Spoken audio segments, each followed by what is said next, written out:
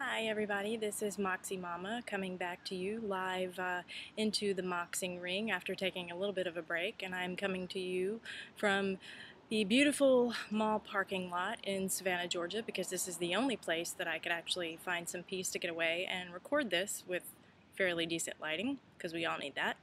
Anyway, today is 5 Things Friday, and I actually have 7 things for you today. My computer is telling me I'm running low, and I will be reading it to you since I do not have the brain power to memorize things these days. So here we go. The 7 Deadly Sins of Motherhood.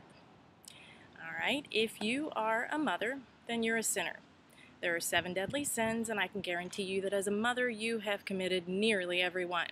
However, there's no need to go to confession and beg forgiveness because it's all a part of the religion called motherhood, and there's just no way around it.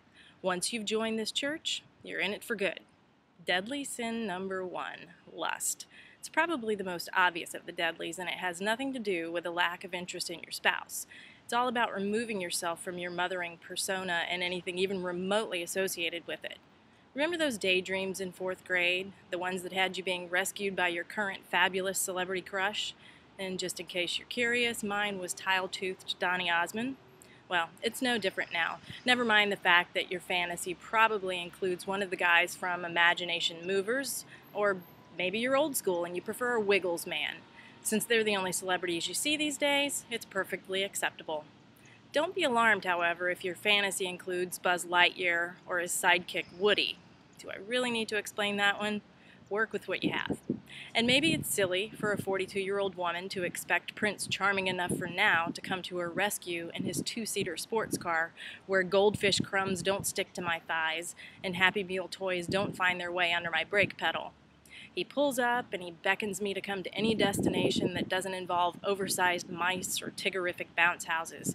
And all of a sudden, stripes or spacesuits never looked so good. I'm all over that like diaper cream on a rash. All I really want is someone who for a brief moment in time sees me sans juice-stained shirt, puffy eyes, and hair that begs to be styled. Deadly sin number 2, greed. We are all stricken at some point by the gimme syndrome. Maybe it's that we're hanging out with 2-year-olds or 3-year-olds, or in my case, 12-year-olds who are constantly demanding something. It rubs off on us, but our wants are a bit different. Gimme that motherless child's flat stomach. Gimme dimples on my face instead of on my ass. Gimme round-trip tickets anywhere but here. Gimme, gimme, gimme. And though we can't always get what we want, just like the Rolling Stones said, and we aren't always happy with it even if we do, we'll die trying. Scales are always nicer in someone else's bathroom. Or something like that. Deadly sin number 3, pride. Our children love this one. You see, mothers are a proud lot, and we know we're always right. We take pride in our ability to know everything, and we expect others to do the same. If we say you need a jacket outside, then you damn well better go and put that jacket on. And when one of our children questions our omniscience, we resort to deadly sin number 4, wrath.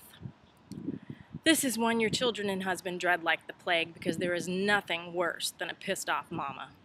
After repeated pleas for cooperation from the family she adores, that love will quickly turn sour, and the June Cleaver facade will drop like an atom bomb to be replaced with a fury like no other. The transformation's quite disturbing to all who witness this boo-boo kissing, lullaby-singing goddess's face pinch up and emit a heart-stopping guttural growl that would make Cujo proud.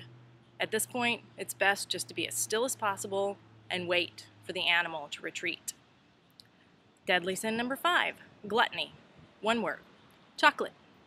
It's something you tell your children to eat in moderation, yet once Mr. Sun calls it a day, you can find us in the kitchen hoisting our strung-out selves up to reach behind the granola bars and raisins and grab our stash of sanity.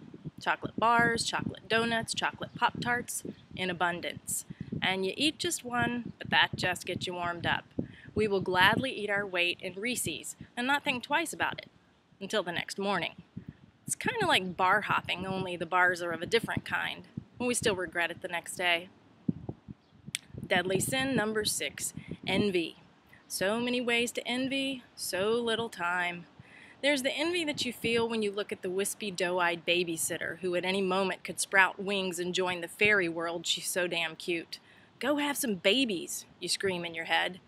There's the envy that comes when you witness the mom, whose children flock around her in complete submission while you wait for them all to break into song, like the kids in The Sound of Music. Meanwhile, your children are acting as if they have just escaped from the city zoo's primate exhibit. Deadly sin number 7, sloth.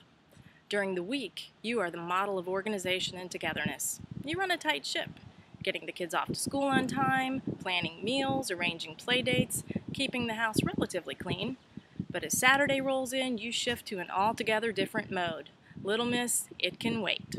Who cares that the toilet is hairy and your 2-year-old thinks it's the new family pet? Who cares that you could probably put together a whole meal from the scraps of food left on the dishes that are stacked in the sink, and you're actually considering that as a viable option? You've catered to the masses all week, and this is your time to do your thing. And woe to the child who asks you what's for breakfast, or asks you to help them find their favorite piece of plastic crap that they've misplaced for the bajillionth time this week. This mom is off duty until Sunday night, when she will reluctantly transform back into Mrs.